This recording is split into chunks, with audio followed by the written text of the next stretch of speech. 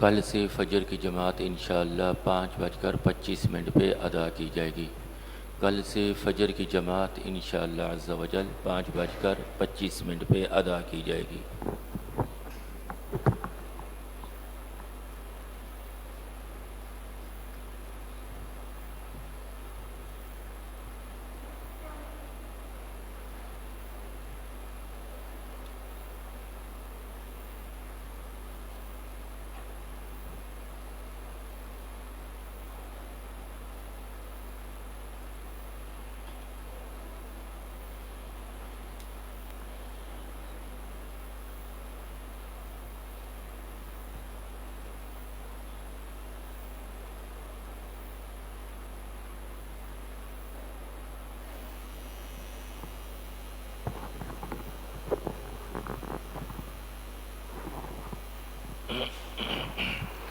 أعوذ بالله السميع العليم من الشيطان الرجيم أعوذ بالله السميع العليم من الشيطان الرجيم أعوذ بالله السميع العليم من الشيطان الرجيم هو الله الذي لا إله إلا هو عالم الغيب والشهادة هو الرحمن الرحيم هو الله الذي لا إله إلا هو الملك القدوس السلام المؤمن المهيمن العزيز الجبار المتكبر سبحان الله عما يشركون هو الله الخالق البارئ المصور له الأسماء الحسنى يسبح له ما في السماوات والأرض وهو العزيز الحكيم صدق الله العظيم بسم الله الرحمن الرحيم اللهم صل على سيدنا ومولانا محمد وبارك وسلم عليه اللهم ربنا آتنا في الدنيا حسنة وفي الآخرة حسنة وقنا عذاب النار اللهم ربنا ظلمنا أنفسنا وإن لم تغفر لنا وترحمنا لنكونن من الخاسرين اللهم أجرنا من النار اللهم أجرنا من النار اللهم أجرنا من الشيطان اللهم واحفظنا فإنك خير الحافظين اللهم اهدنا الصراط المستقيم إن الله وملائكته يصلون على النبي يا أيها الذين آمنوا صلوا عليه وسلموا تسليما صلى الله على النبي الأمي وآله صلى الله عليه وسلم صلاة وسلاما عليك يا سيدي يا رسول الله سبحان ربك رب العزة عما يصفون وسلام على المرسلين والحمد لله رب العالمين لا إله إلا الله محمد رسول الله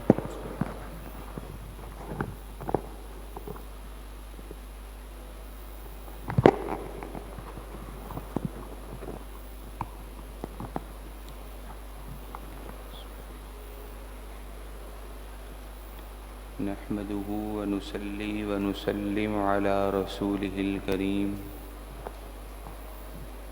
أما بعد فأعوذ بالله من الشيطان الرجيم بسم الله الرحمن الرحيم إن الله وملائكته يصلون على النبي يا أيها الذين آمنوا صلوا عليه وسلموا تسليما بآواز بلند اللهم صل على سيدنا ومولانا محمد معدن الجود والكرم وآله وصحبه وبارك وسلم صلاة وسلاما عليك يا سيدي يا رسول الله صلی اللہ علیہ وآلہ وسلم۔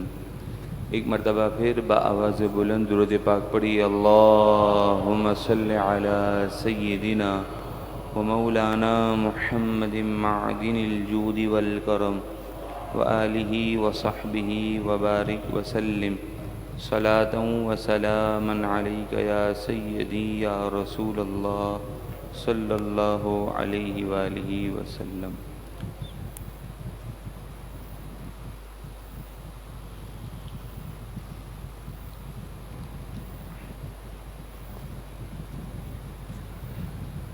آج کے درس قرآن مجید فرقان حمید کا آغاز سورہ انعام کی آیت نمبر 38 سے ہوا چاہتا ہے۔ خالق کائنات ارشاد فرماتا ہے، وَمَا مِن دَابَّةٍ فِي الْأَرْضِ،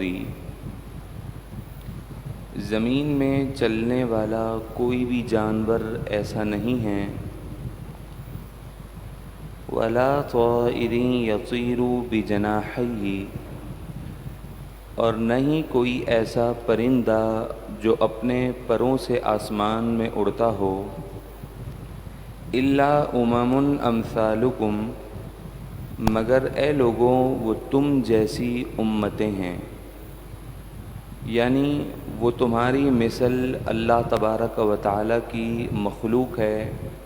جس طرح تم اللہ تبارک و تعالیٰ کی عبادت کرتے ہو، اس کی تسبیح اور تحمید، اس کا ذکر کرتے ہو، تو زمین میں چلنے والا کوئی بھی جاندار ہو، درندہ ہو، پرندہ ہو، آسمان پر اپنے پروں سے اڑنے والا پرندہ، ہر جاندار اللہ تبارک و تعالیٰ کی تسبیح و تحمید بیان فرما رہا ہے۔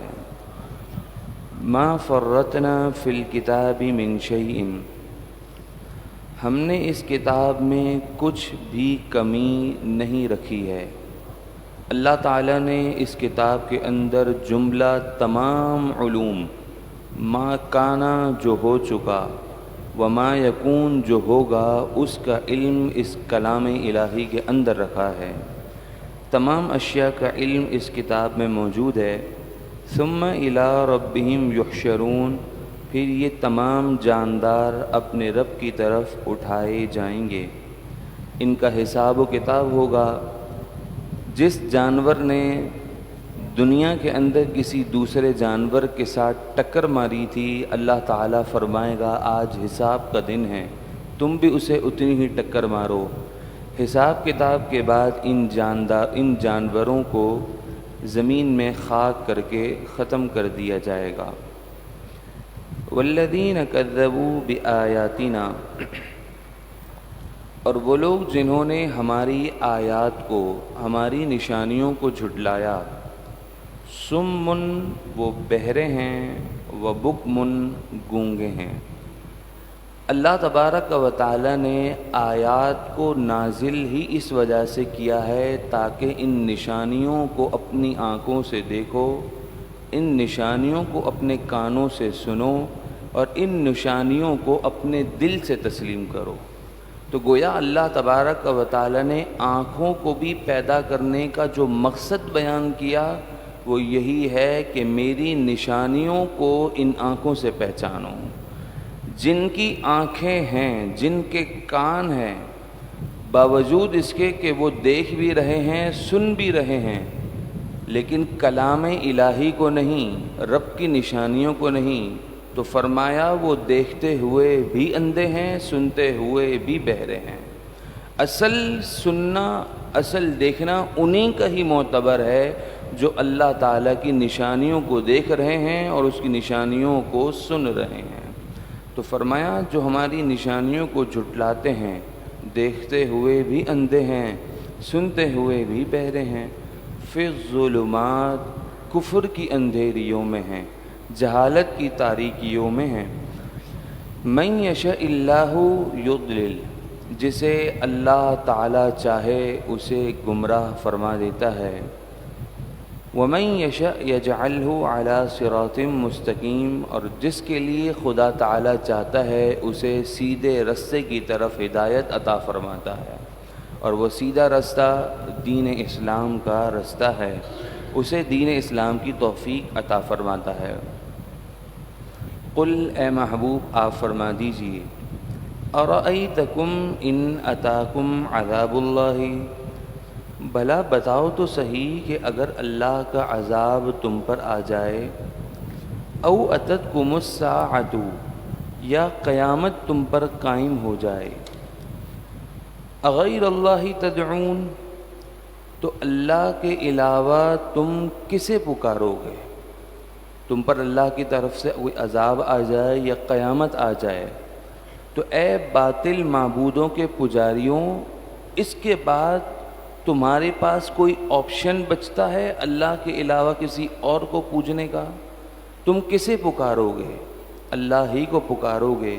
ان کنتم صادقین، اگر تم واقعی اپنے اس دعوے میں سچے ہو کہ باطل معبود، تمہارے بت تمہاری ضرورتیں پوری کرتے ہیں، تمہاری حاجت روائی کرتے ہیں، تمہیں مشکل میں تمہاری فریاد کو پہنچتے ہیں، اگر واقعی تمہارا یہ عقیدہ سچے معنوں میں دل سے ہے تو پھر تم اسی مصیبت کے وقت اللہ کو کیوں پکارتے ہو؟ اپنے باطل معبودوں کو پکارو۔ لیکن تم اس مصیبت میں جب پھنس جاتے ہو تو تم اللہ کو پکارتے ہو، تو پتہ یہ چلا کہ اصل مصیبت سے نکالنے والی ذات صرف خدا تعالیٰ کی ہے۔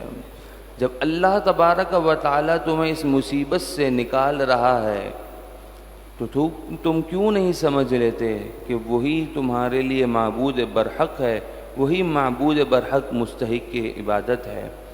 بل ایاہ تدعون، بلکہ خاص تم اس وقت اسی کو پکارو گے جب تم مصیبت میں مبتلا ہوگے۔ فیکشف ما تدعون الیہ ان شاء، تو پھر یہی رب تمہاری اس تکلیف کو دور کر دے گا جو تکلیف تمہارے پاس آئی ہے، انشاء، اگر وہ چاہے۔ وہ چاہے تو آنے والی تکلیف مصیبت کو تم سے دور کر دے، اور اس وقت تمہاری اپنی حالت یہ ہو وَتَنْسَوْنَ مَا تُشْرِكُونَ، جن کو تم اپنا شریک، جن کو تم خدا کے برابر سمجھتے تھے، جن کو تم معبود برحق سمجھتے تھے، وَتَنْسَوْنَ، ایسے موقع پر تم انہیں بھول جاؤ گے۔ تمہیں صرف ایسے موقع پر ایک ہی ہستی یاد آئے گی جو ہے اللہ تبارک و تعالیٰ کی۔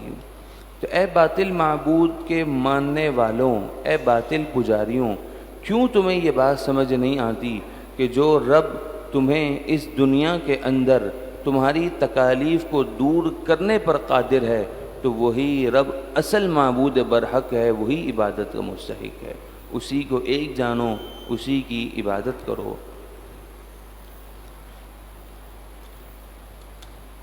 وَلَقَدْ أَرْسَلْنَا إِلَىٰ أُمَمٍ مِّن قَبْلِكَ،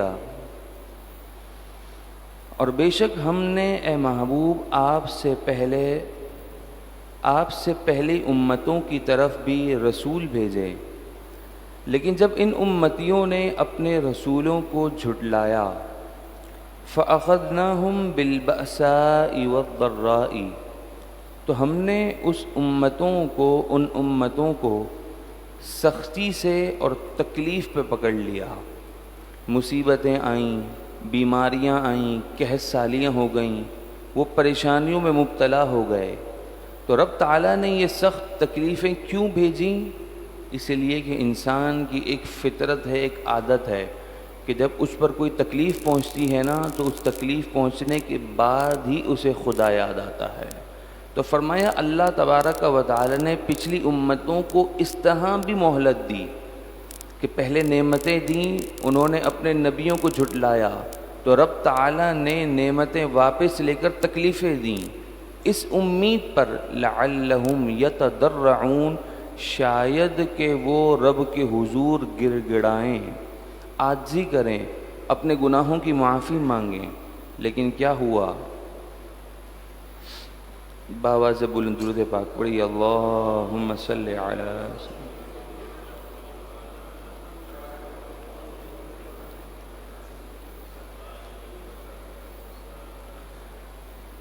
لیکن کیا ہوا؟ فلولا اذ جاءہم بأسنا تضرعوا، تو ایسا کیوں نہ ہوا کہ جب ہمارا عذاب ان پر اترا تو وہ عاجزی کرتے، گڑ گڑاتے، اپنے گناہوں کی معافی مانگتے؟ تو ایسا کیوں نہ ہوا؟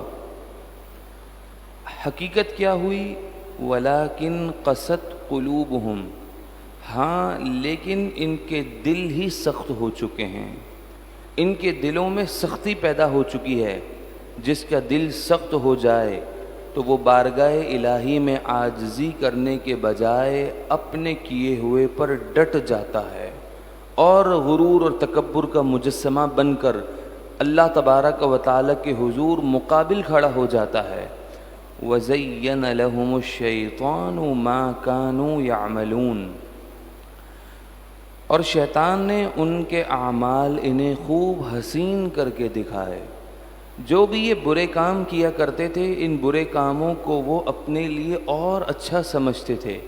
کسی کے ساتھ ظلم کرنا، کسی کے ساتھ ناجائز تعلق قائم کرنا، کسی کے اوپر ناجائز زیادتی کرتے ہوئے اس پر ظلم کرنا، تو شیطان نے ان کے ان اعمال کو بھی خوبصورت کر کے دکھایا۔ تو بدلے میں ہونا یہ چاہیے تھا کہ جب رب تعالیٰ کی طرف سے سختی آتی تو وہ عاجزی کرتے ہوئے گرتے، لیکن الٹا ہی ہو گیا اور پکے ہو گئے اور اپنے ان اعمال کے اوپر ڈٹے رہے۔ پھر کیا ہوا؟ فَلَمَّا نَسُوا مَا ذُكِّرُوا بِهِ، پھر جن چیزوں کے ذریعے انہیں نصیحت کی گئی تو پس جب انہوں نے ان تمام نصیحتوں کو بھلا دیا،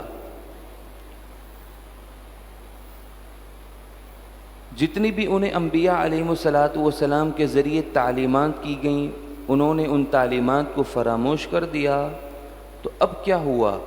فتحنا علیہم ابواب کل شیء، تو ہم نے ان کے اوپر ہر چیز کے دروازے کھول دیے، انہیں صحت بھی دے دی، سلامتیاں بھی دے دیں، ان کے کاروبار بھی وسیع ہو گئے، رزق میں بھی کشادگی مل گئی، اور بھی انہیں دنیاوی ساری نعمتیں مل گئیں۔ کیا اللہ تبارک و تعالیٰ کے یہاں کسی کو ان دنیاوی نعمتوں کا رب تعالیٰ کی طرف سے پہنچ جانا یہ رب تعالیٰ کی طرف سے رضامندی کی دلیل ہے؟ فرمایا نہیں، بلکہ اللہ تبارک و تعالیٰ کی رحمت اب اس چیز کو پسند کرتی ہے کہ یہ رب تعالیٰ کے دشمن ہیں، یہ رب کی رحمت سے اتنے دور نکل جائیں ان دنیاوی نعمتوں میں مست ہو کر کہ پھر کیا ہو؟ حَتَّى إِذَا فَرِحُوا بِمَا أُوتُوا، یہاں تک کہ جب انہیں دی گئی وہ ساری نعمتیں تو ان نعمتوں کے ملنے پر وہ بہت خوش ہو گئے اور اسے اپنی کامیابی کی دلیل سمجھنے لگے، اسے اپنے رب کے راضی ہونے کی دلیل سمجھنے لگے، تو کیا ہوا؟ اخذناہم بغتۃ، تو ہم نے انہیں اچانک کے عذاب سے پکڑ لیا۔ فَإِذَا هُمْ مُبْلِسُونَ، تو اب وہ نا امید ہو گئے، مایوس ہو چکے ہیں، ان کی امیدیں ختم ہو چکی ہیں۔ فَقُطِعَ دَابِرُ الْقَوْمِ الَّذِينَ ظَلَمُوا، تو پھر کافر ظالم قوم کی جڑ کاٹ دی گئی۔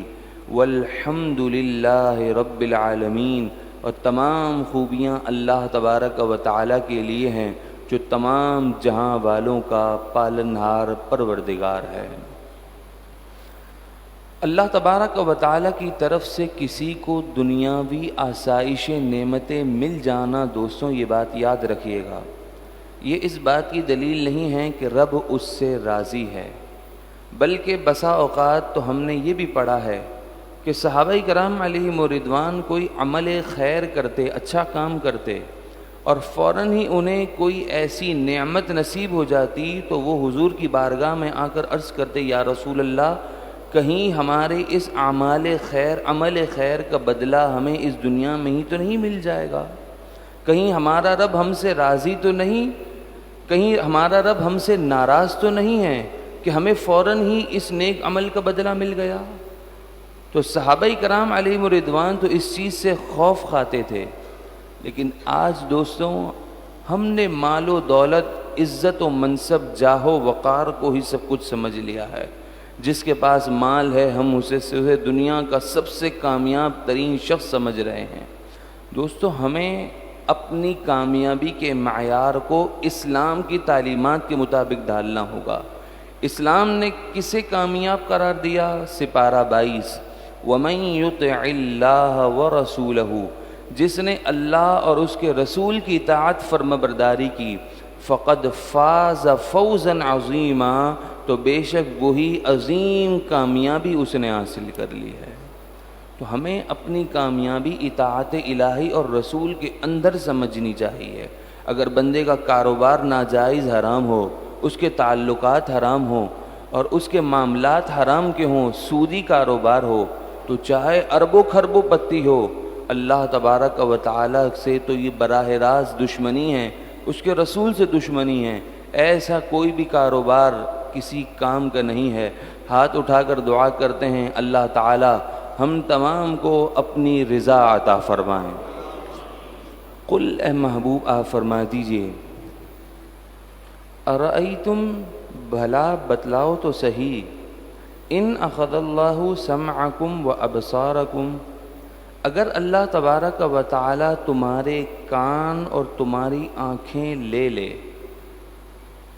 تم آنکھوں سے اندھے ہو جاؤ، کانوں سے بہرے ہو جاؤ، وختم علی قلوبکم، اور تمہارے دلوں پر مہر لگا دے کہ اب کوئی حق کی بات تمہیں سمجھ ہی نہ آتی ہو، تم اسے قبول کرنے کے لیے تیار ہی نہ ہو، تو اب من الہ غیر اللہ یأتیکم بہ، تو اللہ کے علاوہ کوئی الہ ہے جو تمہاری آنکھ اور کان، تمہارے دلوں کو دوبارہ اپنی اصل حالت پہ لے آئے؟ کوئی اللہ کے علاوہ کوئی ہے؟ اے مشرکین سنو، کوئی نہیں ہے۔ تم بھی اس چیز کا اقرار کرتے ہو، تسلیم کرتے ہو اس بات کو، تو کیوں پھر اس بات کو بھی تسلیم کیوں نہیں کر لیتے کہ جو رب آنکھ، کان، دلوں کو اصل حالت پر لانے پر قادر ہے، اسی کے اختیار میں ہیں؟ تو جس کے پاس یہ ساری قدرتیں، اختیارات ہیں، وہی اصل معبود برحق ہے، وہی مستحق عبادت ہے۔ تو اے مشرکین، تو کیوں تم خدا کو ایک نہیں سمجھتے؟ اس کی توحید کے اقرار کیوں نہیں کرتے؟ اسے کیوں مستحق عبادت نہیں سمجھتے؟ انظر، دیکھو تو صحیح، کیف نصرف الآیات، کیسے ہم پھیر پھیر کر اپنی نشانیوں کو بیان کرتے ہیں۔ کبھی کس طرح سے دلیل لا کر بات سمجھائی جاتی ہے، کبھی کس طرح سے بات سمجھائی جاتی ہے، لیکن افسوس ہے ثم ہم یصدفون، پھر اس کے باوجود بھی تم اپنے منہ پھیر لیتے ہو، حق بات کو تسلیم نہیں کرتے، قبول نہیں کرتے۔ قل اے محبوب آپ فرما دیجئے، ارأیتکم، بھلا بتاؤ تو صحیح، ان اتاکم عذاب اللہ بغتہ، اگر تم پر اللہ تبارک و تعالی کا عذاب اچانک آ جائے، او جہرتن، یا کھلم کھلا آ جائے، اعلانیہ، تم اپنی آنکھوں سے رب کے عذاب کو دیکھو، تو هل یہلک الا القوم الظالمون، تو اس عذاب سے کوئی تباہ نہ ہوگا مگر ظالم قوم ہی تباہ ہو جائے گی، جو کافر نافرمان ہیں وہی تباہ ہوں گے۔ وما نرسل المرسلین الا مبشرین ومنذرین، ہم اپنے رسولوں کو نہیں بھیجتے مگر ایمان والوں کو خوشخبریاں سنانے کے لیے جنت اور ثواب کی، اور کافروں کو عذاب سے ڈر سنانے کے لیے اپنے رسولوں کو بھیجتے ہیں۔ فمن آمنا، تو پس جو ایمان لائے، واصلح، اور اس نے اپنی اصلاح کی، اپنے اعمال سنوارے، فلا خوف علیہم، تو کوئی خوف ان پر روز قیامت نہ ہوگا، ولا هم یحزنون، اور نہ ہی وہ غمگین ہوں گے۔ والذین کذبوا بآیاتنا، اور وہ لوگ جنہوں نے ہماری نشانیوں کو جھٹلایا، یمسہم العذاب بما کانوا یفسقون، تو انہیں ان کی نافرمانی کرنے کی وجہ سے عذاب ضرور چھوئے گا، ضرور انہیں عذاب میں مبتلا کیا جائے گا، ان لوگوں کو جو ہماری آیات کو جھٹلاتے ہیں۔ اگلی آیت مبارکہ بہت ہی اہم توجہ کی حامل ہے، توجہ رکھیے گا۔ قل اے محبوب آپ فرما دیجئے، لا اقول لکم عندی خزائن اللہ، نبی پاک صلی اللہ علیہ وآلہ وسلم سے مشرکین مکہ نے بے جا قسم کے سوالات شروع کر دیے اور کہنے لگے کہ آپ سچے رسول ہیں تو ہمیں بہت سا مال و دولت دے دیجئے تاکہ ہم امیر ہو جائیں، ہماری ضرورتیں پوری ہو جائیں۔ بعض یہ کہتے کہ آپ واقعی سچے رسول ہیں تو اس پہاڑ کو سونا کر دیجئے۔ بعض آ کر یہ کہتے کہ آپ سچے رسول ہیں تو ہمیں مستقبل کی خبریں بتا دیجئے اور ہمیں بتا دیجئے کہ کس کاروبار میں منافع زیادہ ہے تو ہم اس میں اپنا پیسہ انویسٹ کر دیں، آگے کس چیز میں مندی آنے والی ہے، نقصان ہوگا، ہمیں پہلے سے بتا دیں تاکہ ہم اس نقصان کے آنے سے پہلے ہی اس کے بچاؤ کا اہتمام کر لیں۔ بعض یہ کہتے ہیں کہ آپ ہمیں یہ بتا دیں کہ قیامت کا وقت کب آئے گا۔ بعض یہ بھی کہتے تھے کہ آپ کیسے اللہ کے رسول ہیں کہ کھاتے بھی ہیں، پیتے بھی ہیں، نکاح بھی کرتے ہیں۔ تو نبی پاک صلی اللہ تعالیٰ علیہ وآلہ وسلم سے ایسے بے جا قسم کے سوالات کیے جانے لگے، جبکہ سرکار مدینہ صلی اللہ علیہ وآلہ وسلم کا اپنا جو دعویٰ تھا وہ آپ علیہ الصلاۃ والسلام کا دعویٰ یہ تھا کہ میں اللہ کا نبی ہوں، رسول ہوں۔ تو بندے کا جس چیز کا دعویٰ ہوتا ہے اس سے اس کی چیز کے متعلق سوال کیا جاتا ہے، اس دعوے سے متعلقات سے ہٹ کر غیر متعلق چیزوں کا اگر سوال کیا جائے تو دعویٰ کرنے والے پر اس غیر متعلق چیزوں کا جواب دینا لازم نہیں ہوتا۔ اب مشرکین مکہ نے جتنے بھی سوالات کیے وہ آپ صلی اللہ علیہ وآلہ وسلم کے دعوے سے مکمل طور پر الگ تھے، مختلف تھے۔ جب انہوں نے یہ دعوے کیے اور سوالات کیے کہ آپ ہمیں بہت سا مال و دولت دیجیے تو آیت کریمہ کا نزول ہوا، قل اے محبوب آپ فرما دیجئے لا اقول لکم، میرے اس دعوی نبوت کا اس بات سے کوئی تعلق نہیں ہے کہ میں نے کبھی یہ بھی دعویٰ کیا ہو کہ عندی خزائن اللہ، کہ میرے پاس از خود اپنا ذاتی اللہ کا خزانہ موجود ہے، میرے پاس ذاتی اللہ کا خزانہ ہے، میں نے اس کا کب دعویٰ کیا ہے۔ ولا اعلم الغیب، اور نہ ہی میں نے اس بات کا دعویٰ کیا ہے کہ از خود میرے پاس ذاتی اپنے پاس علم غیب ہے، میں نے کبھی اس کا دعویٰ نہیں کیا۔ جب میں نے اس بات کا دعویٰ کیا ہی نہیں ہے تو تم مجھ سے اس بات کے بارے میں کیوں پوچھتے ہو کہ مستقبل کا ہمیں بتائیے؟ اس چیز کا میرے دعوی نبوت سے کیا تعلق؟ ولا اقول لکم انی ملک، اور نہ ہی میں نے کبھی اس بات کا یہ دعویٰ کیا ہے کہ میں فرشتہ ہوں تو اب میں کھاؤں گا پیوں گا بھی نہیں، نکاح بھی نہیں کروں گا۔ تو ایسے سوالات کرنے کا مجھ سے کیا تعلق؟ نبی پاک صلی اللہ علیہ وآلہ وسلم نے ان تمام چیزوں کی جو نفی فرمائی ہے کہ میرے پاس از خود علم غیب نہیں ہے، اس سے مراد کیا ہے کہ اللہ تبارک و تعالی کے پاس ذاتی علم ہے، میرے پاس ذاتی نہیں ہے۔ میرے پاس جو کچھ بھی ہے وہ اللہ تبارک و تعالی کی طرف سے عطا کردہ علم ہے۔ میں نے کبھی بھی اس چیز کا دعویٰ نہیں کیا کہ میرے پاس اللہ کے خزانے ہیں ذاتی طور پر۔ ہاں، اللہ تعالیٰ نے تو اپنے محبوب کو خزانے عطا فرمائے ہیں، اور ایسے عطا فرمائیں کہ بخاری شریف کی حدیث ہے، سرکار خود فرماتے ہیں میرا رب مجھے عطا فرماتا ہے اور میں اسے مخلوق کے درمیان میں تقسیم فرماتا ہوں۔ تو یہ بات یاد رکھیے گا، قرآن مجید فرقان حمید میں جہاں اس بات کی نفی کی گئی ہے وہاں نفی اس بات کی گئی ہے کہ حضور علیہ الصلاۃ والسلام اس بات کی نفی فرما رہے ہیں کہ میرے پاس اپنا ذاتی نہیں ہے، ہاں میرے رب نے مجھے جتنا عطا فرمایا ہے پھر اس کے بعد سارا میرے پاس عطا ہے۔ تو قرآن مجید فرقان حمید کی جہاں کہیں ایسی آیات آئیں جہاں فرمایا جا رہا ہے علم غیب نہیں ہے تو وہاں ذاتی علم غیب نہیں ہے، عطائی علم غیب کا اہل سنت کا یہی تو عقیدہ ہے کہ وہ ذاتی اور عطائی میں فرق کرتے ہیں۔ ان اتبع الا ما یوحى الی، میں تو اسی چیز کی اتباع کرتا ہوں جس چیز کی وحی میری طرف کی جاتی ہے۔ قل اے محبوب آپ فرما دیجئے هل يستوي الاعمى والبصیر، کیا اندھے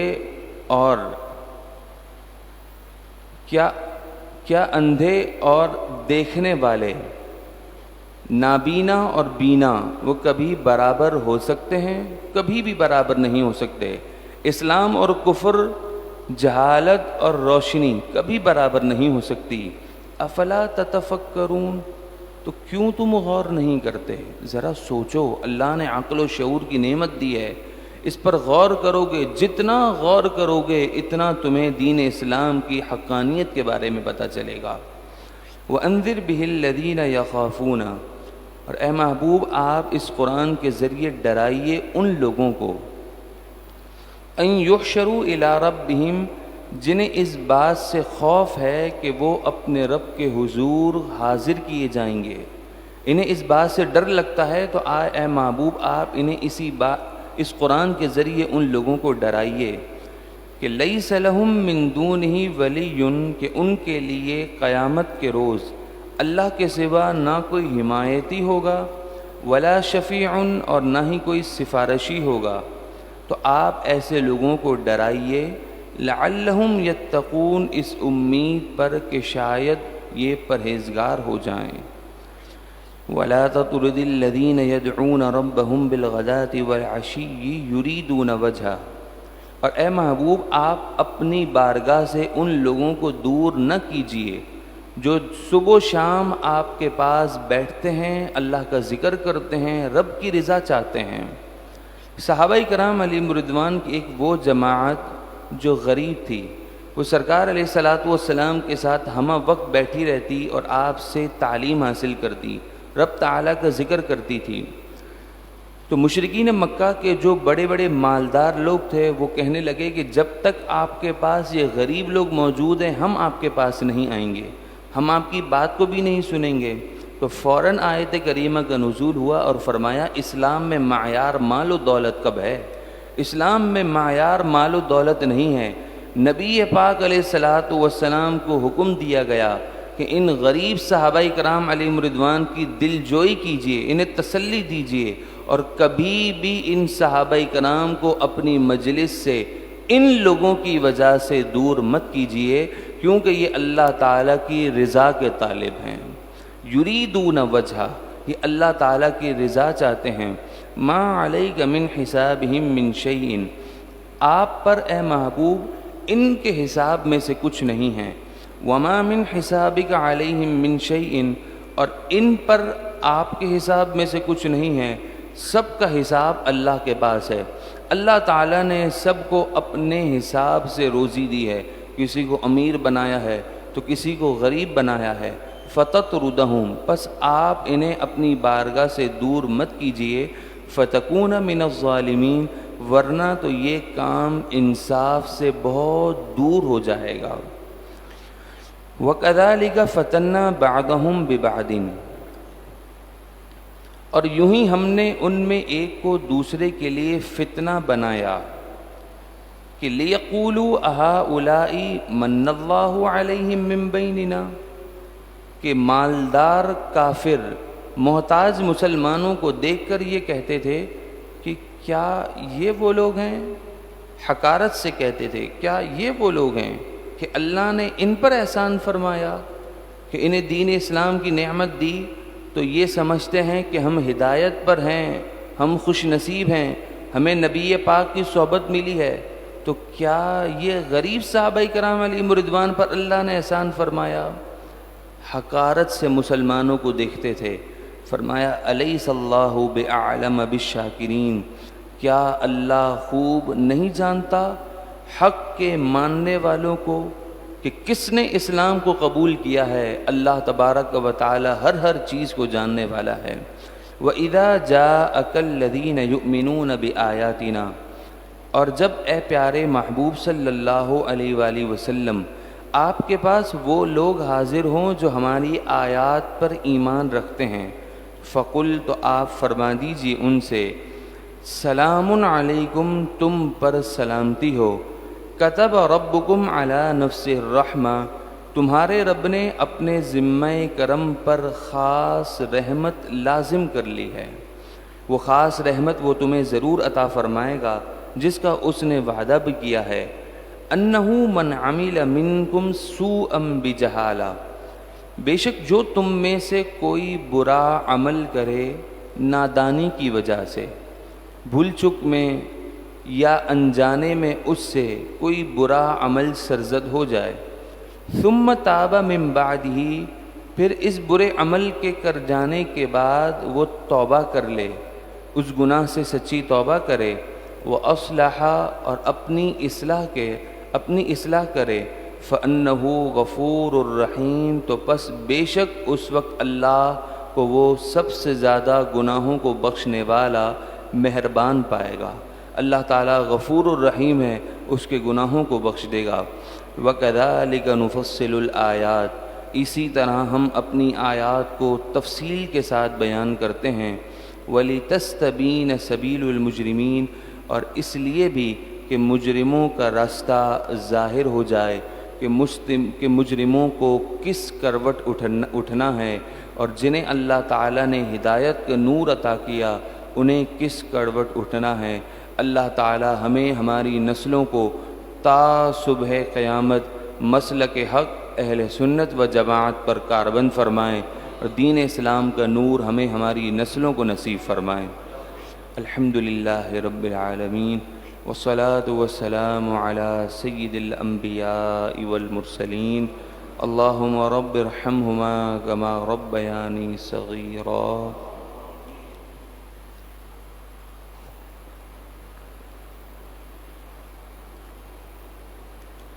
یا الہ العالمین، اے مالک و مولا، ہماری حاضری کو اپنی بارگاہ میں قبول اور منظور فرما۔ اے مالک و مولا، اے پروردگار، ہمارے صغیرہ کبیرہ گناہوں کو معاف فرما۔ اے مالک و مولا، قرآن مجید فرقان حمید کے نور سے ہمارے قلوب و اذہان کو منور فرما، ہمارے دونوں جہاں کو منور فرما۔ اے مالک و مولا، قرآن مجید فرقان حمید کی رحمتیں، برکتیں، عافیتیں، سلامتیاں مقدر فرما۔ اے مالک و مولا، اے پروردگار، ہم تمام کی دلی جائز تمنائیں، مرادیں، آرزویں پوری فرما۔ ہم میں سے جو کوئی بیمار ہو اس کی بیماری کو دور فرما، جو مصیبت میں ہے اس کی مصیبت کو دور فرما، جو بے روزگار ہے اسے حلال روزی عطا فرما، جو صاحب روزگار ہے اس کی روزیوں میں برکت نصیب فرما، جو بے اولاد ہے اسے اولاد نرینہ عطا فرما، جو بے رشتہ ہیں انہیں اچھے رشتے نصیب فرما۔ اے مالک، جو مقروض ہیں انہیں قرض سے رہائی عطا فرما۔ اے مالک و مولا، فلسطین کے مظلوم مسلمانوں کی غیب سے مدد فرما، عالم اسلام میں جہاد کی حرکت پیدا فرما۔ اے مالک و مولا، کفر و یہود و نصارہ سے بدلہ لینے کی توفیق عطا فرما، جرت اور بہادری عطا فرما، بزدلی سے محفوظ فرما، بزدلوں سے محفوظ فرما، بزدل لوگوں کی مجلس ان کی بات سننے سے محفوظ فرما۔ اے مالک و مولا، جرت مندانہ زندگی گزارنے کی توفیق عطا فرما۔ اے مالک و مولا، اے پروردگار، ہمارے مسلمان بھائی جہاں کہیں آباد ہیں انہیں فتح اور نصرت عطا فرما۔ اے مالک و مولا، اے پروردگار، ہماری دعاؤں کو، آرزوؤں و التجاؤں کو اپنے پیارے محبوب کے صدقے پوری فرما۔ آمین آمین آمین ثم آمین، بجاہ النبی الامین صلی اللہ علیہ وآلہ وسلم، برحمتک یا ارحم الراحمین۔